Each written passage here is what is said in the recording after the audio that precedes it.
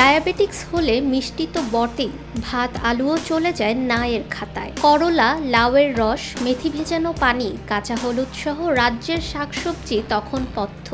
মিষ্টি শরবতের জায়গা নেয় আমলকি, অ্যালোভেরার জুস। মাছ মাংস খাওয়ার ব্যাপারেও হাজারটা নিষেধাজ্ঞা।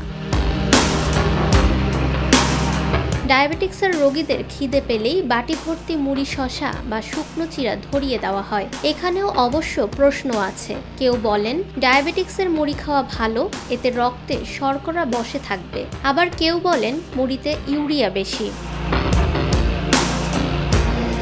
চিড়ার গ্লাইসেমিক ইন্ডেক্স কম, জিআই 30 থেকে 60-এর মধ্যে। চিড়া খেলে রক্তে শর্করার মাত্রা বাড়বে না, কিন্তু মুড়িতে গ্লাইসেমিক ইন্ডেক্স বেশি। মুড়িতে জিআই এর মাত্রা প্রায় 70 থেকে 80, তাই মুড়ি বেশি খেলে রক্তে শর্করার মাত্রা হঠাৎ করে বেড়ে যেতে পারে। চিড়াতে ফাইবারের মাত্রা মুড়ির চেয়ে অনেক বেশি, তাই চিড়া খেলে যেমন পেট অনেকক্ষণ ভরা থাকবে, তেমনি রক্তে শর্করাও বাড়তে পারবে না। তাছাড়া চিড়ার ফাইবার সহজপাচ্য।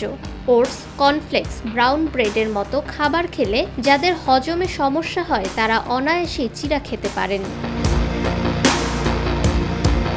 মুড়ি প্রক্রিয়াজাত, কিন্তু চিড়া প্রক্রিয়াজাত নয়, তাই পুষ্টিগুণ অক্ষত থাকে। চিড়াতে প্রচুর পরিমাণে আয়রন ও ভিটামিন বি থাকে, যা শরীরের জন্য ভালো। পাশাপাশি রক্তে কোলেস্টেরলের মাত্রা নিয়ন্ত্রণ করতেও চিড়া সাহায্য করে। ফাহমিদা বিনতে আনোয়ার, নিরপেক্ষ নিউজ ডেস্ক।